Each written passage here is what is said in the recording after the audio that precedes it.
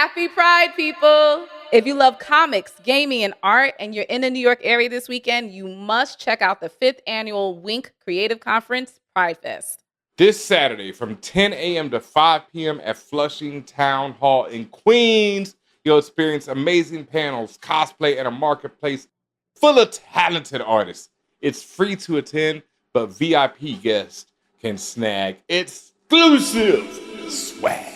Brought to you by Women in Comics Collective International and sponsored by Flushing Town Hall, The Power of Priya, and NYC Events. You are now listening to ForAllNerds Show, a podcast about geek and pop culture from the perspective of people of color. ForAllNerds Show is a member of the Loudspeakers Network, where we always say rest in peace to our founder, Combat Jack. For All Nerds is hosted by Tatiana King and DJ Benhameen. ForAllNerds Show is powered by our listeners. Everything we do, from our podcasts, live events, our website, are all independently funded. Please continue to support us through our Patreon page at patreon.com/ForAllNerds. Welcome to For All Nerds.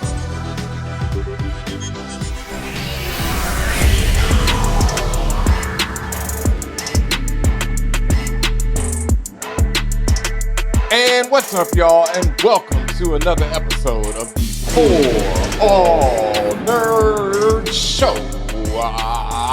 The voice of the urban geek, the podcast where we discuss geek and pop culture from the perspective of people of color, the multicultural maestros, as we are known in some places. And as always, back in the captain's chair, it's your boy, DJ Benhameen, a.k.a. Chewbacca Khan, Lando Californication, the Riz Skywalker, Jedi Master Sol, Han Dolo, Kylo Bent, here in the spaceship tonight. Ay. I mean, it's appropriate, you know. And as always, I'm joined by my illustrious companion. Yes. Tatiana King, the Grand Duchess of Tech, also known as Lambo Calrissian, Gin and Juice Urso, Gucci Mane DeLorean, Good Grief Karga, and Moesha Anastasia. Watch our review of episode, 3 or 4? Yeah, one of those. I think that was 3. I think that's 3 when Moesha was created. Yo. Yes, when Mae and Osha. And people in the comments on YouTube are talking about how we keep flipping the twins' names. We do. I got it this time. I think I got it too. Mae is the evil one. I for sure got it this time. Yeah, Mae is the evil one. With the very questionable motivations. Mae is the good son. Yeah, and her motivations are about as wild as the good son's. Because, man, that woman is like, flip-flopper. I'm really not understanding what she's about. Boy, it's not just flip-flopping. It's like the motivations don't make any sense. Okay, like, so I wasn't the only one. No, it's just... Listen, this is... Go ahead. All right. By the end of this episode, Mae, the good son, the good daughter, has decided to infiltrate the Jedi. To what extent? I mean... No, I want to start with the good, so we'll get to that because that is not that. I was going to say I was about to start ranting about some. No, don't rant yet. I was just going to say her whole point is to try to still kill Sol. I think at the end of the day, that's still her goal, which would still track. But why would it track now? But she just said that was her goal from the beginning to kill all four of them. Yeah. But she's all right. We'll get to that because because I don't want to start off talking about the bad shit. It's not bad. It's just confusing. No. There's some horrible shit in that part. So I'll get to that later. Because the good stuff about this episode, this is episode 5. This is night after last episode's day. They've been doing a lot of dichotomy stuff with the titles and with the episodes. And first off, I was right. You were absolutely fucking right. If you couldn't see it with larger, thicker prescription glasses of who the master was, it was like who the hell else could it be? Was Trinity coming back from the dead? I don't know. I actually saw that. I saw an article where they were talking about these are who it could be, and of course the number one choice was Camille. And then one that I actually tweeted about this week because I was like, well, maybe her mom it could have been one of the moms, and they threw you the red herring in this episode where they were like, oh, my mom knows how to infiltrate the Jedi's minds. I've seen her do that before. So for a second, until I saw this nigga's arms, and I was like, when ain't that no way arm that's went the out. mom's. When that jacked arm went out, you I know, was with like, the... Mom's was not getting diesel like that. No, not at all. No. But you know what? It could have been a red herring, or it could have been important for further things, because I was wondering if that was also said because Kamir does have some type of connection to the witches at some point. Like maybe all of them didn't die. Maybe he is, related to one of them. Maybe they taught him of the different ways of the Force, because he does mention, I want to use my powers the way I want to use them, which is very similar to what the witch has been saying about let niggas use the Force to see the Force the way they want to do it. It could be that. Could be the witch transfigured herself and is Chimere. Who the hell knows? This is the Acolyte. Anything goes with this show. It don't make sense, but continue. So yes, it was Kamir. There was, I talked about how in writing that you can't just have a character come out of nowhere. So it was most probably Kamir. And then also last episode before this was just ridiculous to me when they left him in the woods and he did the evil voice of he'll kill you. And I was just like, okay, it's you, dog. I get it, And he's like, no one can get through these woods except me. And then suddenly, Chewie Jedi is dead. So after that, I've been calling them Chewnakas, Kelnaka, but I've been calling it Chewnaka because it's the same Chewbacca actor. You know that. I think I told you that in the beginning. It's the same person. Not Chewie, basically, because and he dead. So yeah, no respect to that nigga because he got served. Nigga got served sitting down. I think. Oh well, you're that. That nigga didn't even get up, dog. Chewnaca was on the planet doing its best. Her best. Thanos. Cooking plantains. Chewnaca was a woman? I believe so. Damn. I don't know. But doing their best, cooking plantains, saying my job is done here, and bow, just like Thanos. Like Thanos, somebody came and chopped their head off, right? You just cannot be so sure of yourself all the time. But all of this I just want to talk about, forget good and bad and what works. This is what I was afraid of and what you was afraid of, just the predictability and that idea of we talked about whether it was Chimera and why it's so obvious, but also because they're using the same tropes that you see a lot. And there's nothing wrong with using a trope when done in a less predictive manner. Yeah. So for example, with him, they're using that kind of drunken master type of trope where it's just or the buffoon type trope. That can't be the guy, right? They did that with what's the one that everyone hates? Jar Jar, where he's the buffoon, but the nigga got hands. You know what I'm saying? Mm-hmm. And you wouldn't know it, and you would count him out, purposefully count him out, but he's actually more powerful than he says he is. So I don't know, but I was just like, come on, y'all did this already. Well, one thing I was talking about with my friend who hasn't watched this show, and he was asking me, is it made for kids? Oh, no. And that's what I said. Oh, no. I'm like, no, because this episode was ultra violent. But then after the ultra violence ends, and the ultra violence was done very well, I have to say. The fight between Kamir and the rest of the Jedi was awesome. He served them in many ways that I hadn't seen. He shish kebab my man. He wop my girl Jackie. He gave the 80s style net snap with no problem. That he fell out laughing. Everybody the business. And the business. The melee choreography, the hand-to-hand combat was fantastic. And obviously, if you was here to see lightsabers, you got what you wanted. Finally, right? I was saying, as they was fighting again, they was fighting with the pride colors. They was going in with all the different lightsabers. They made it happen. At least in that first half, they made it happen. The big problem there is, and this is the problem, there was a great YouTube video once that illustrated about how the problem in the prequels was you had these extremely well choreographed lightsaber battles, like the one between Darth Maul and the two Jedi is incredible. Beautiful.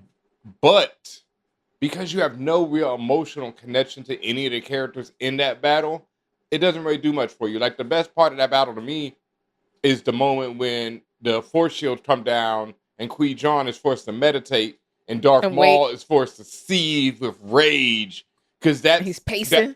That's the most character you got out of them. You know what I mean? That was such an ill character moment.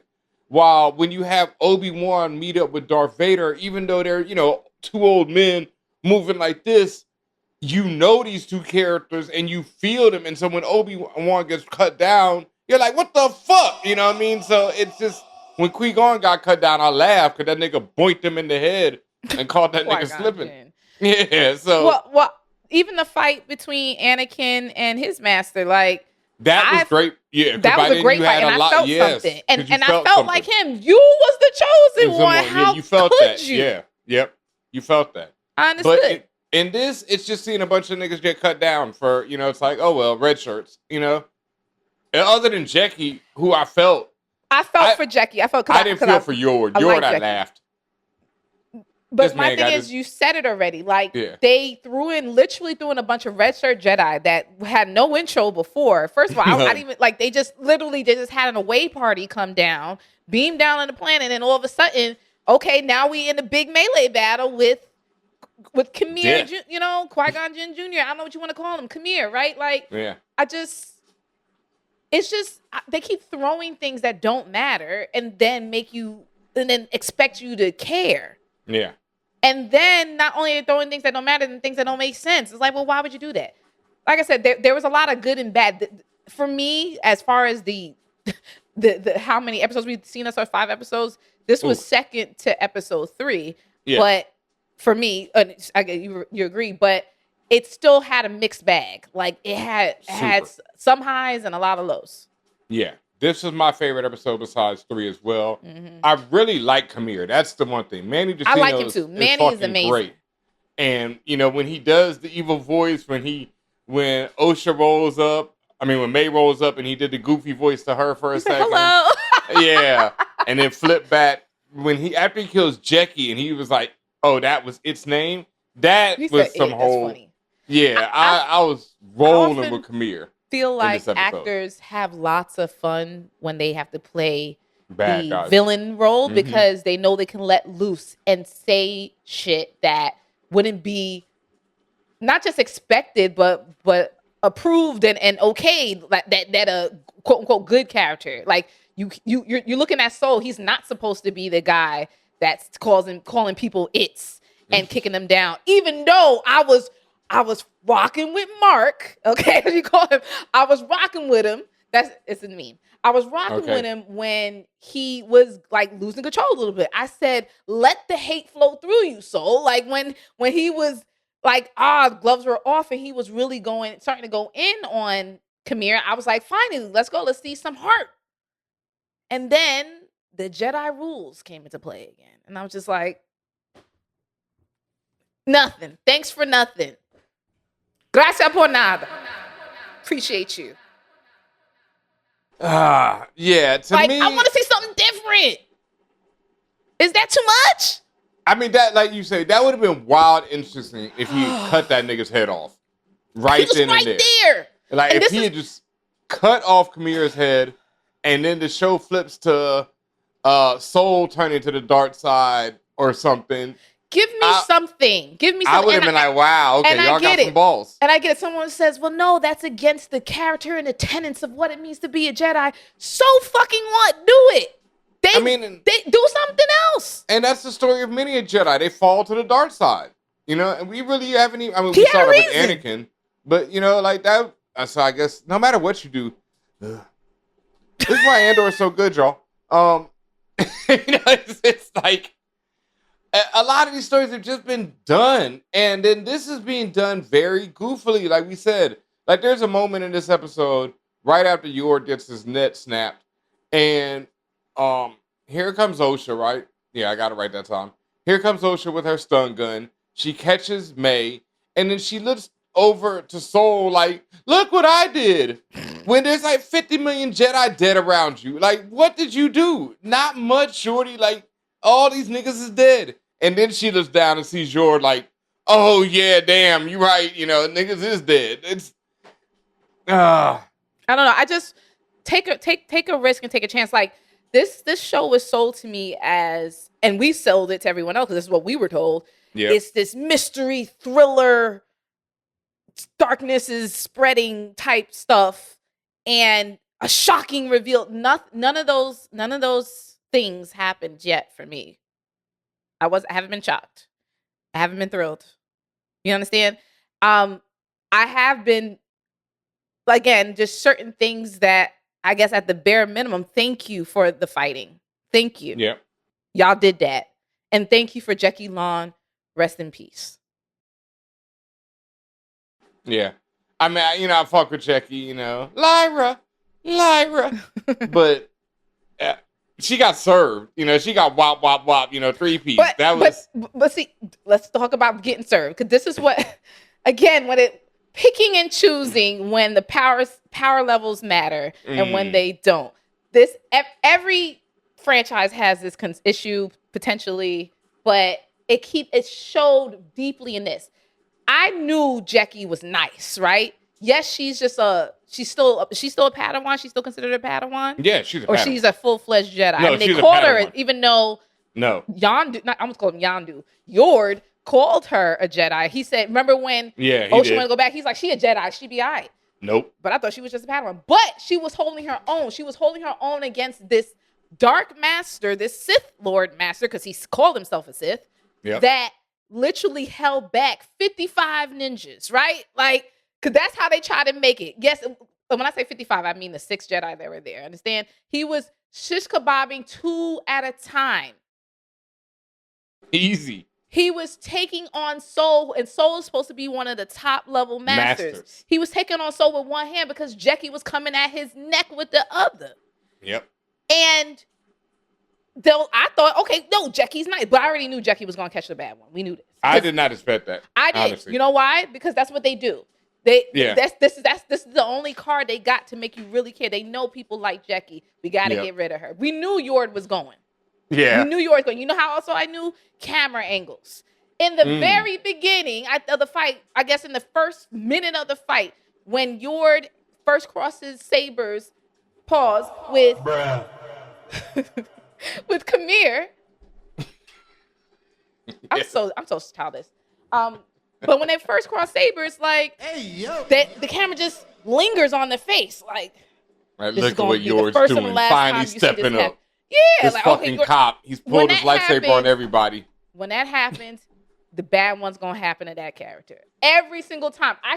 There's so many shows where that happens, where the two, at least in that point, the two main people clash, and it lingers on the person who's gonna die the most. And then what happens? When it lingers, you already know 15 minutes later, that Kamir ain't going out. We already know that Kamir ain't going out. Kamir can't go out because this is about the Acolyte, right? Like, we're not ready for that yet. We're not ready for that to be done with. So I also didn't understand why would you. That's another thing. But listen, the power sets. I'm not understanding. I mean, like, all right. Okay, we talked about that. We talked about the fights. They were cool, right? Cool fights, shish kebabs, 80s neck snapping. Look, I'm always here for the classic 1980s action movie. Somebody just easily snapping somebody's neck. Because I've always wondered, is it that easy? Now, I get it. My man got the force. But he easily whopped that man.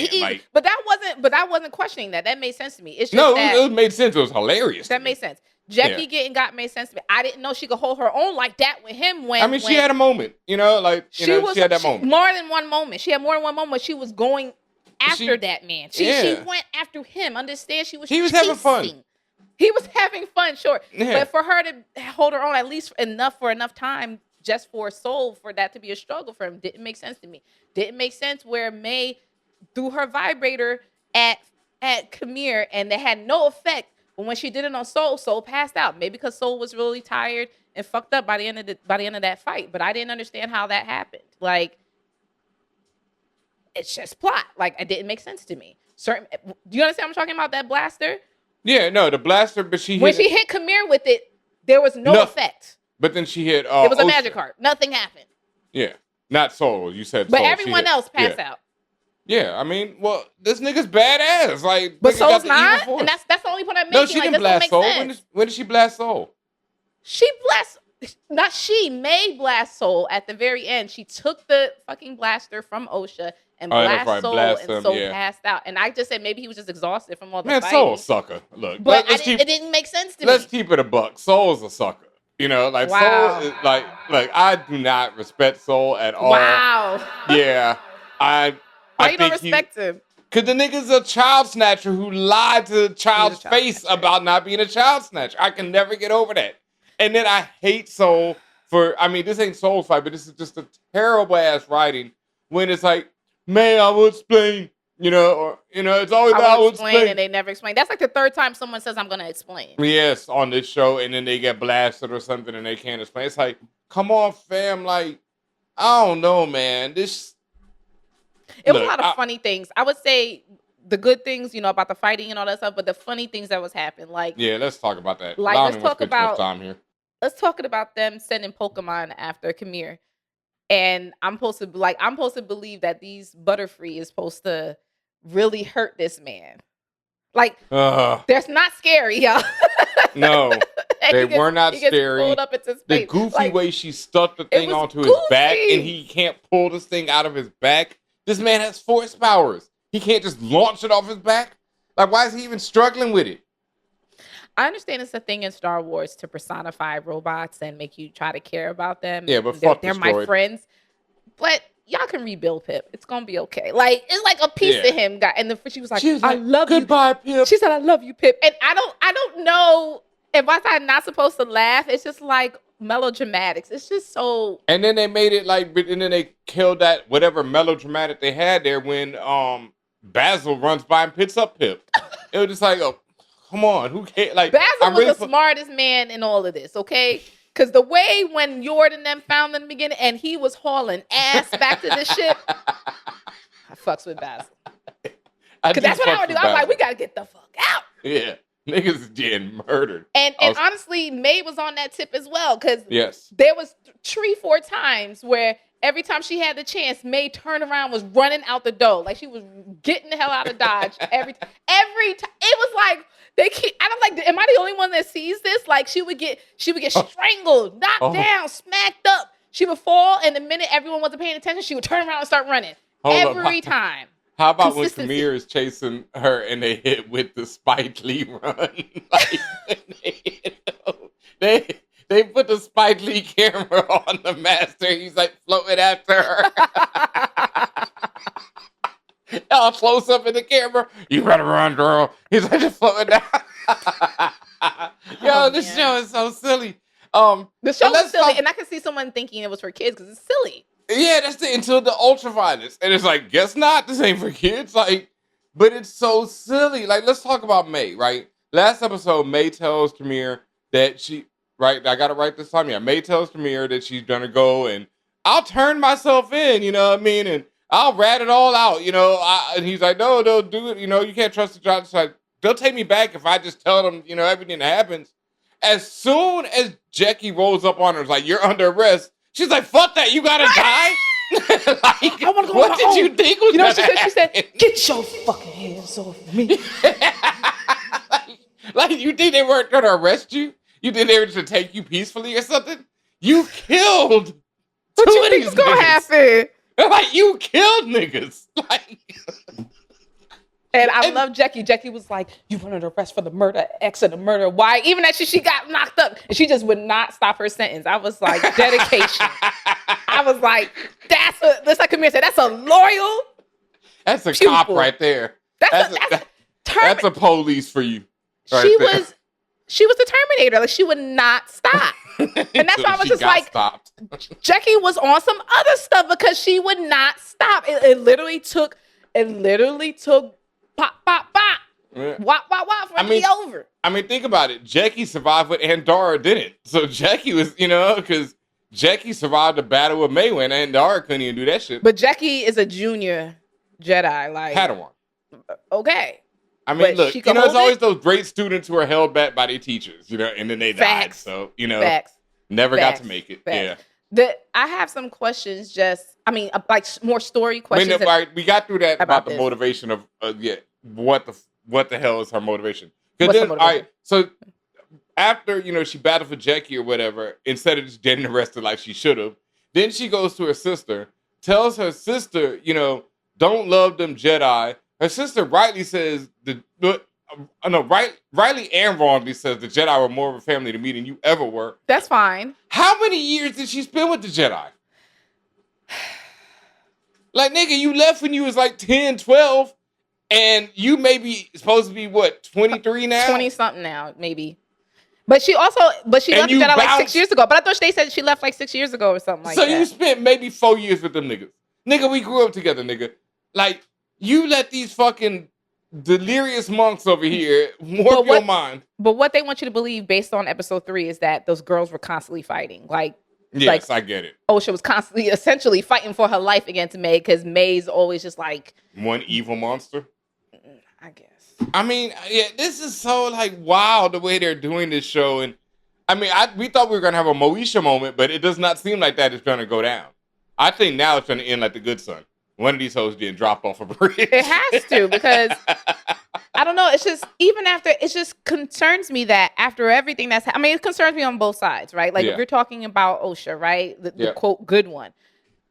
After everything that you've learned or are learning, there's stuff being kept from you. You know that. You know it. You know something's not quite right. Whether you believe your sister or not, whether you know your sister is psycho or not, it doesn't matter. You know something in the milk ain't clean, right? And you even ask, so what does he mean by that? When Camille said, what did he, there's something being kept from, there's secrets. Yes. Okay? Even after all that, you're still bleeding blue. You're still a cop. You're still a cop. I gotta arrest you. Like, and the fact that they say arrest you, it's like this whole. And she said arrest. I was just like, they really make these niggas into cops. What? Like she threw the cuffs on them. Like the Jedi is supposed. I just felt like growing up they threw cuffs on her twice. Yeah, as a fan of the Jedi growing up, I just never expect to see the Jedi pull out some cuffs.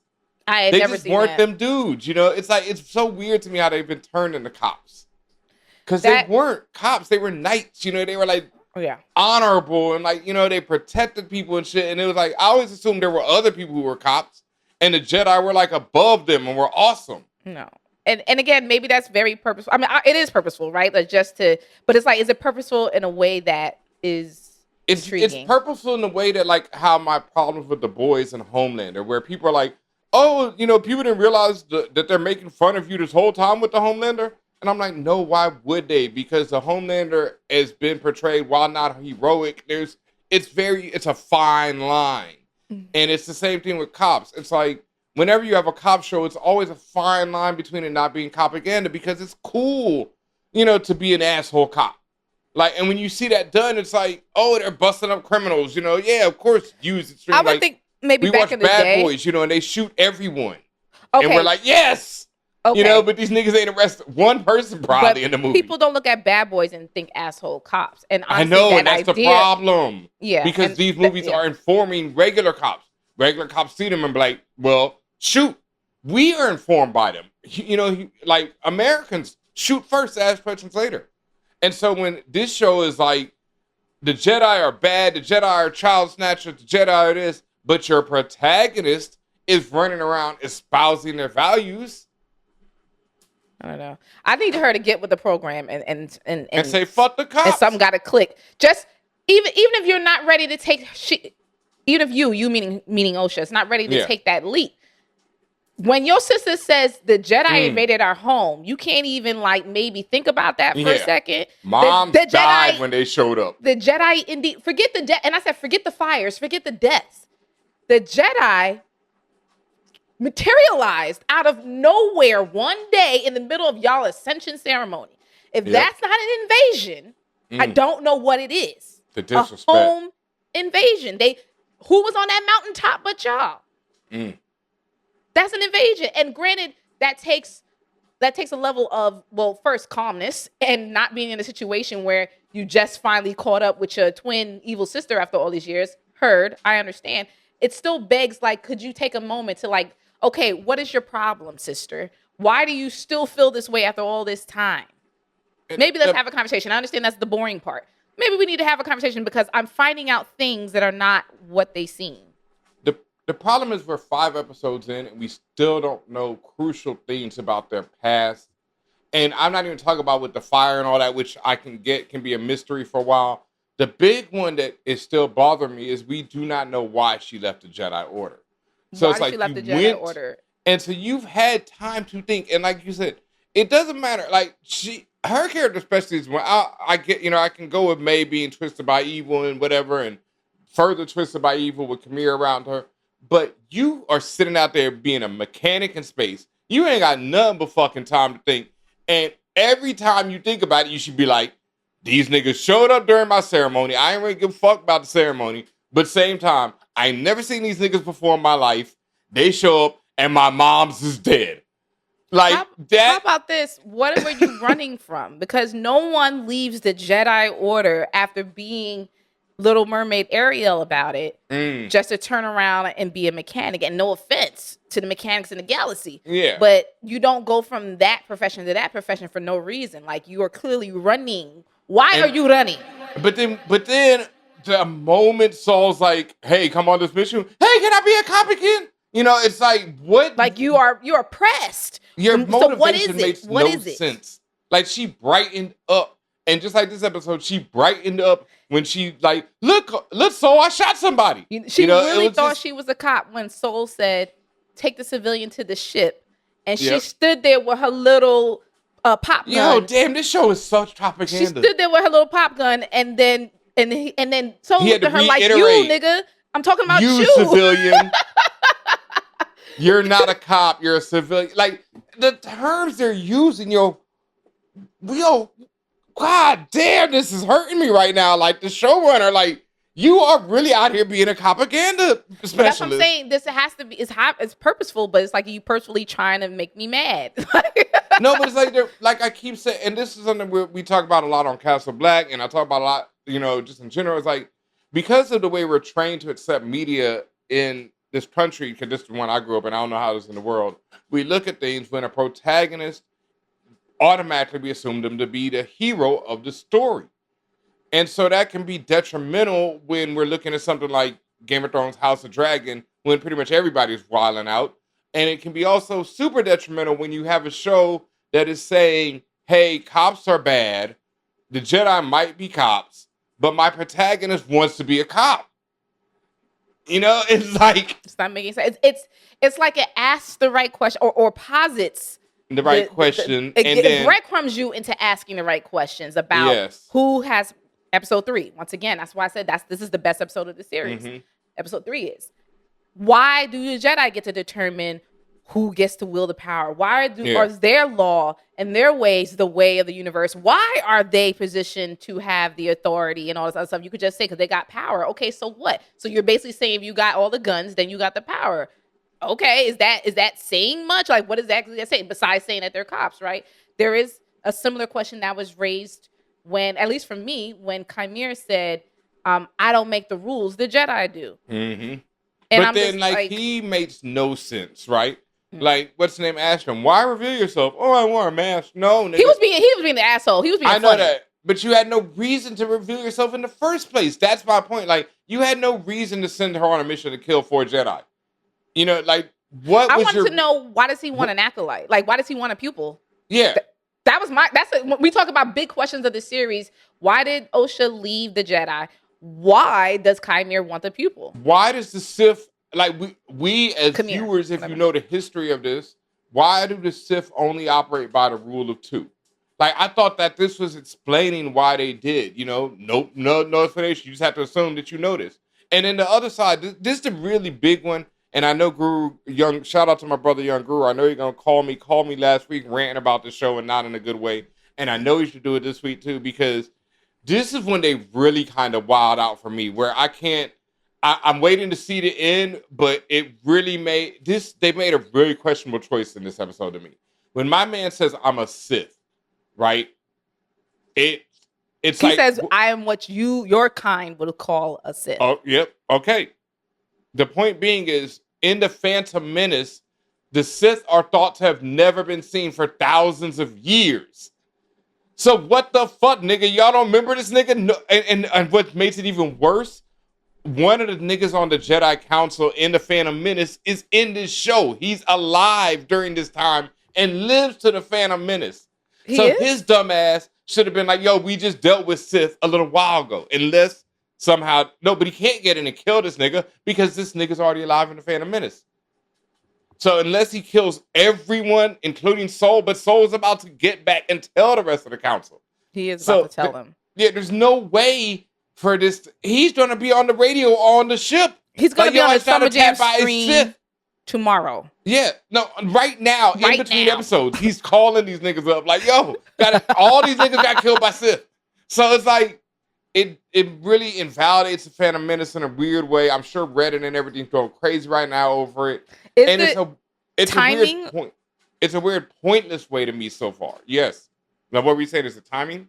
No, I was going to ask, because what you're saying, is it in just terms of sequential order? Yes, is that... in terms of like the history of Star Wars, when the Phantom Menace starts, which is, the prequels, when the prequels begin, the Sith are thought to have been eliminated for thousands of years. But this place is taking place, 100 years and or so Acolyte before? takes place 100 years before the Phantom Menace. During the or after the Old Republic situation? Yeah, no, the end of the High Republic. So 100 years before the Phantom Menace, at least as far as I know. Because the dude in the Acolyte is still alive in the Phantom Menace. The man with the point, he looked like a conehead Jedi Master. Okay. He's the same one who's alive in the Phantom Menace. So that's how they're linking this. And like Yoda is alive at the time of the Acolyte's taking place. Really? He's floating. He's around. Yeah, he's around. Yoda's 500-600 years old, so he's definitely alive. Around. Yeah, at this time. They just haven't shown him yet. And I'm sure because Disney can't resist shit, they will show him at some point. But and I just said the prediction, so it's gonna happen. Yeah, so that's where it causes, as far as I know, it feels like this is a big conundrum in the whole history. It's also one of those things that I personally don't really care about, because I just want you to tell a good story right here, and I feel like they're failing to do that. And that's my issue, so. I just don't like how, just not liking how nobody's motivations make sense. Like, but back to Karim, like, even in this show, I don't get why. Okay, I know she wants to kill those 4 Jedi. There's 2. Right? Yeah, so we have the 2 questions. We said we had the first 2 questions. What's the next question? No, the question is, why is he revealing himself? That's the main question. So I know that he didn't purposely reveal himself. Jackie. No, but he did, because he sent her on a mission to kill 4 Jedi, which will eventually get him revealed. Because he's sending an untrained motherfucker who can't handle it without weapons. Maybe. It's like, eventually you gonna fuck up and somebody gonna find out, why are you out here trying to kill niggas? But like, even she got caught in the first Jedi. Maybe he knows that she's gonna fuck up. That doesn't necessarily mean he gets revealed either. And whether he didn't give a fuck or not, he did wear a mask. Like, we can't discount the fact he wore a mask. But you have a red lightsaber, you start killing niggas. Niggas don't know what you are. It's they don't know what you are, not who you are. Okay, true indeed, but they gonna look for you after that nigga. Like, they're not just like, yo, remember that nigga he murdered like 8 of us? Time? How long has he been a Sith master? He's been around all this time. Because he hasn't been murdering niggas. That's the thing. The Jedi. I don't see. All right, back to the point. At this point, that's why when Andara got killed, the council was like, "What the fuck?" Because nobody was killing Jedi. No one. You don't even come at them. Don't touch Jedi.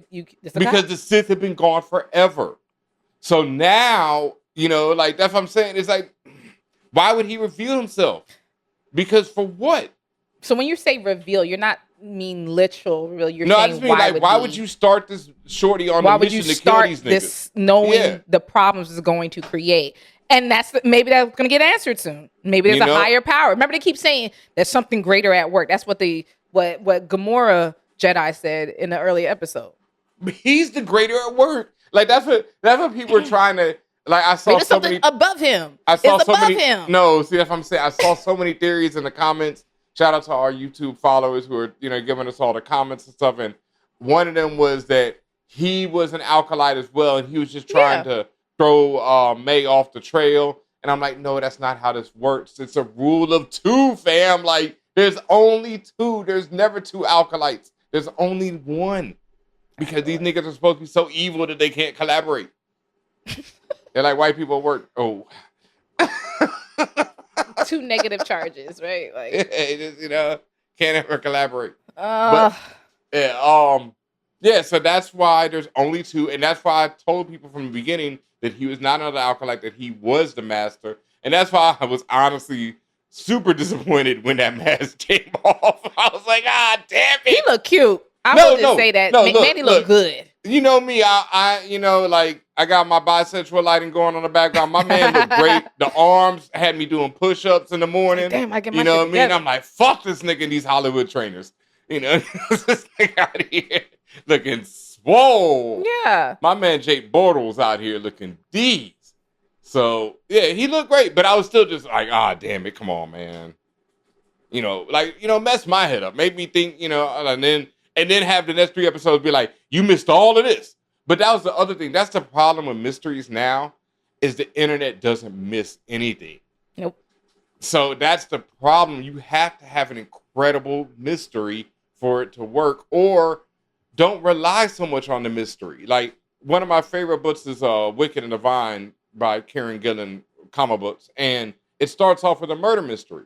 But that's quickly revealed. The murder mystery is just to get you into the story. So you're like, okay, wow, who killed this person? But eventually that's like revealed, 2 issues later. Because by then you're already attracted to the characters. And there's a much bigger story at work. Yes. Glass Onion does that very well. Yeah, because it gets you attached to the characters. And like the first, I haven't seen the second one, but the first one, I didn't watch that closely. I wasn't like, okay, what, what's going on here? I was more just enjoying the movie. Yeah, so the characters are enjoyment. Yeah. Like at that point, like when the characters are enjoyment, it's like the whole who done it is secondary, right? Yeah, because by the end of it, I was like, I really don't care. Okay, this but seems that's like the point. I'd have to watch it again. It felt like signing up some bullshit, but that's really the point, because this is a vehicle to get you into LeBlanc as a character, because he's the continuing character throughout all of this, all the movies. I saw the second one. I love the second one too. So it's just like, because now you know what you in for, and also you understand. Well, also there's a misdirection, because maybe that first level mystery ain't the main thing, right? There's something else going on at play, and there's a build up and there's a payoff. And I think that's what this is missing. And granted, we're not at the end for the payoff, but I feel like even the small payoffs that do occur to keep you along in the story are not happening. I just keep getting more and more questions. Just like my next question, at the very end, when Mae decides to give herself a bob with the lightsaber. There's been too many things at this show where I have fallen over crying when I wasn't supposed to be laughing. Because for one, I thought she was about to off herself. Me too. I thought the way she dramatic. bent over was very Voldo-esque. Like, okay, she can't take it no more. Yeah. Which would be nice and poetic, and finally something else happens. Yeah, something I didn't expect. Something I didn't expect. Like, oh shit, she offed herself. Wow. No. I thought you was gonna perform Harakiri at dawn. Yeah. She did not. She cuts her hair off. And okay, fine. And as soon as she did, I'm like, I'm gonna do the parent trap switch with my sister. Switch her clothes and all this other stuff. Did Sol not realize, or he's just going along with it? I'm praying he's going along with it. Because earlier in the episode, my man wouldn't even remove his mask because he didn't want Sol reading his mind. Shorty walked up and Sol just like, hey, all right, I don't smell your burning dreadlocks. I'm like, there's no black people in this Rider But that. And then 2, when she said, she pulled up and he just said, where is she? And she was all, who? First of all, y'all just had this long, protracted battle, which included Mae, who all she did was run the whole goddamn time. But still, she was included. And then for you to be like, who? What you mean? The person we've been chasing for 20 days. Your and the person sister. That matters in this whole thing to you, your sister. And that's why he looked at her like, bitch, your sister. Who the hell else am I talking about? And that's what I mean. So it's like, so did he not like look at her like, no, he did look at her funny. All right. It once again, you just, damn it, I figured it out that quick. It makes absolutely no sense if he knows it's her. Because then why the hell would you leave? And then alternatively, I hate it. Alternatively, he's the worst Jedi Master in the history of Jedi Masters. Alternatively, he's the fucking moron. Like, you don't even have to be a Jedi Master to figure this shit out. You can't smell the burning dreadlocks? Oh my God, this nigga's an idiot. Did Kamir realize the switch? I mean, when he flipped he saw Osha over, he saw the tattoo. He saw the tattoo, and he saw where he cut Shorty. And he was acting different with her. Like, he put a little blanket on her where he was at literally 5 seconds ago, he was on Mae's head. So he had to have known. Because he's intelligent. Unlike Sol. No, because like I say, the characters' motivations are so ridiculous on the show, but I just figured that out in this moment. If Sol knows it's her and leaves the planet, leaves his Padawan, his other one, his first one just got murked, his second one just got murked. So you leave your first one with an evil Sith Lord who you know is a Sith Lord. And I'm sorry, but technically Jackie was I keep calling him Yondu. Yord. Yord's Padawan. So. Damn. So did she outlive Yord? No. No, by seconds, but it was just seconds. Seconds later, he got the neck. So he didn't even get to see it. So what a whack ass knight he was. He wasn't even there for his Padawan. Oh my God, these niggas is terrible. But you're right. It's just like if he realized it, why would he leave the planet? Why would he leave the planet? Osha. And then if he doesn't realize it, but listen, let's just ride the wave. Let's just say it is fully plausible that burning dreads is not a thing in the Star Wars universe. Okay. It's fully plausible, okay? Your girl mind reading that he and maybe he didn't do all that I didn't know that Jedi could read minds. That was a new one for me. I was like, wow, that's different. Okay, I guess sense things. They can. Yeah, it's a parlor trick, right? Yeah. So. Say he didn't sense nothing. That's he was broke up. I get it. That's plausible. This nigga's terrible. When is he gonna realize? When it's far too late, probably. Hopefully. First of all, Mae got the little saunter, like she's, you know what I'm saying? Like if you see how, and I like that. I like that the actress Amanda is trying to do that when she's trying to differentiate her characters. Like Osha just kind of walks like. Whatever, like she's just what you say. A gump. She's kind of just there, right? Like, hey, I'm just trying to live life. Whereas, and Osha, I'm talking about the mechanic. Whereas Mae saunters. Yeah. And she does a Ric Flair type move when she's moving around and doing things like she has intention and purpose. Okay, you're not gonna notice the difference in their personalities. No, because suddenly she's a fantastic actress and this nigga's clueless. That scene with both of them, I had to say this. This show costs a lot of money. I mean, like a ridiculous amount of money. I think it's like $22.8 per episode. It's per episode. 22.8 M's an episode? An episode. It's and insane. I know that's not how much the actors are getting paid. I know a lot of that is CGI. And to make it even worse, Disney was forced to reveal that all of the women on this show are underpaid compared to their male counterparts. I mean, from top to bottom. Even though Amandla's the lead. I don't know about Amanda, but I'm talking about like all the workers. Everyone. You mean workers? You mean crew? Crew, everyone. Oh, shit. Yeah, it's wild. So this show is not, empowering women, whatever. And then it cost $22 million, and that scene between the two twins was terrible, fam. They had to show the back of each other's head because they couldn't even CGI them both in the same shot. Like, I saw Orphan Black have 8 twins dancing in a scene, and I couldn't tell.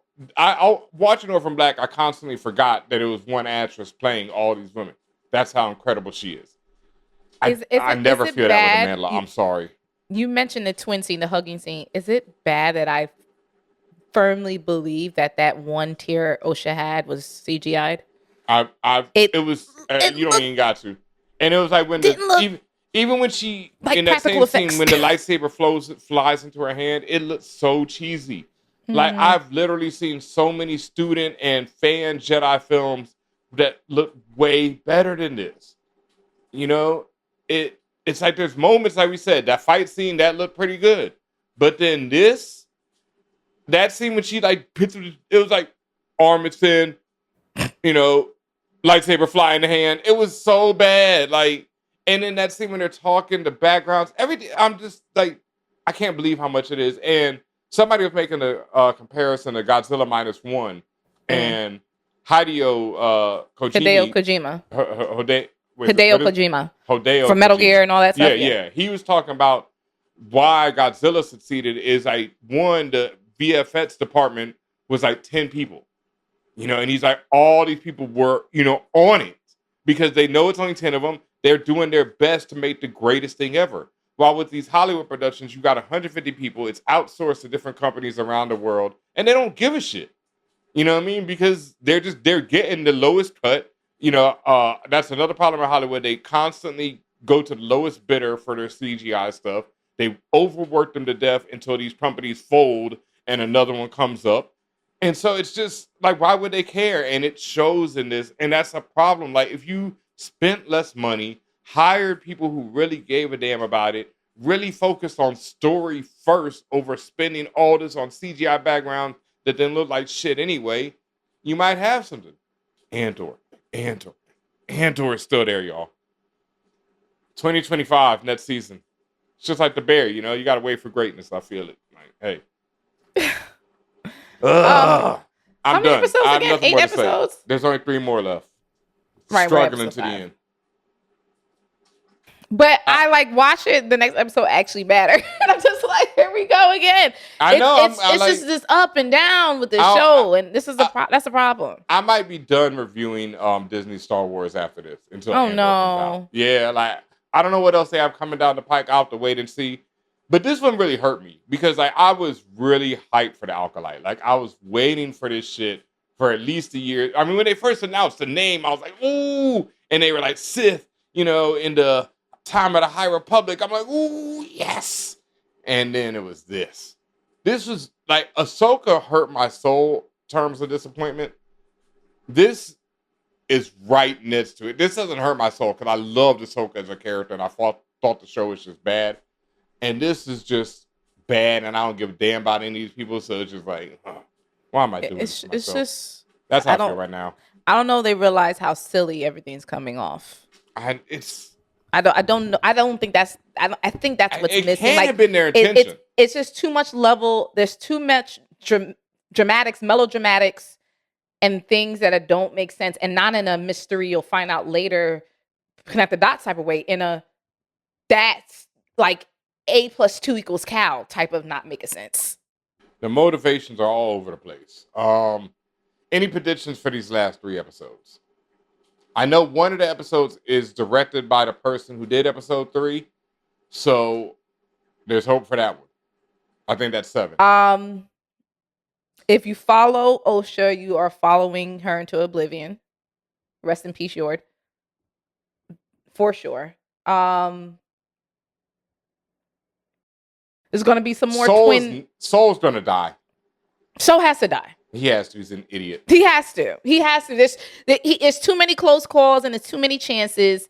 And it's to your point about being idiotic. There's just too many mistakes being made that shouldn't be made of a Jedi of his caliber. And then again, I'm not coming up with a Jedi of caliber. They made it seem that way. Yeah. I started off loving Sol and now I hate him. You hate him? Wow, I don't hate the man. I just think I severely dislike him. Okay. Yeah.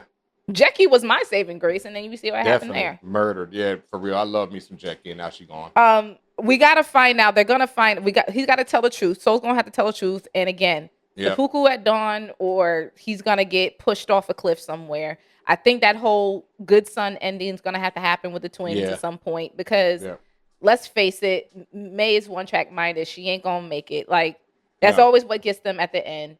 And she doesn't deserve to make it. She's killed several Jedi. Like, you know, she has to pay. I mean, even though they did foul shit too. Who knows? I'm about to say, well, they did foul shit. We gotta. What actually killed the coven? It wasn't the fire. And who cares at this point? Because they stuck so much on the fire this episode. Like, they had the chance this episode to be like, it wasn't the fire. They're still talking about the fire. Still talking about the fire. And that's, I mean, it seems like it was the fire. Because that's like, they still harped on it so heavy. So for them to turn around in like episode 7 when Dude comes back, the director of 3, to be like, oh, it wasn't the fire. So? Nigga, what? Who cares now? So why is that every other word out these characters' mouths? Yeah. Because you showed us it was the fire all the time. What's her name? Mae, who had time to go back and investigate what happened afterwards, would know. You know, and she still argued. She didn't once defend herself. But she was like, you started the fire. She was like, yeah, I did. Not once was she like, no, you don't know the truth. Some more. So, yeah, what is it that Sol did? Because it's like, oh, God, I don't give a shit. I don't know what he did. I know, in terms of predictions, Basil's going to out Mae, for sure. Because Basil was in the air sniffing like... He's the only intelligent one here. You don't smell right. You understand? You don't smell them burning dreads. Like, what is wrong with you? I'm harping on this, y'all, because I have dreadlocks and I've burned them before and they smell ridiculous when you do. I'm just, you know, it is you have to, you know, Sage the room afterwards, fam, or do it outside because it will have it, it reeks. I'm done. Before we get out of here, make sure to do the following things. Follow us on all the socials. I'm at DJ Benhameen. That's Tatiana King on pretty much everything out there. Make sure you follow For All Nerds on all of the socials as well. Thank you to everyone who followed us this week on For All Nerds TV on YouTube. We hit 5K. Net stop that bid 10K. We on the way, so thank you. Please, y'all, just hit that follow button on there. I know a lot of y'all watch these videos and forget to hit the follow, so please hit the follow for us. Please. Thank you so much to everyone who did. Also, we are now less than 2 motherfucking months from the release date of Jimi Hendrix Purple Haze, and the closer it gets, the more proud I am of the work that me, Mello Brown, and Tom Mandre did on this book. I just think it's one of the greatest things to come out this year. I think everyone who buys it is going to love it. I cannot wait. I really can't wait to see and hear people's reactions to it. I'm just, anticipating that with everything. August 13th, it's dropping. You can still get a copy. You can hit up anyone comments. You can go to biddjenergy.com. That's biddjenergy.com. Click the Hendrix link. Get yourself a signed copy. There might still be a couple left. If there ain't, you can find me. I'll be out at San Diego Comic-Con. I'll be doing a signing in New York City. I'll probably be doing one in DC. I'm definitely doing one in Houston.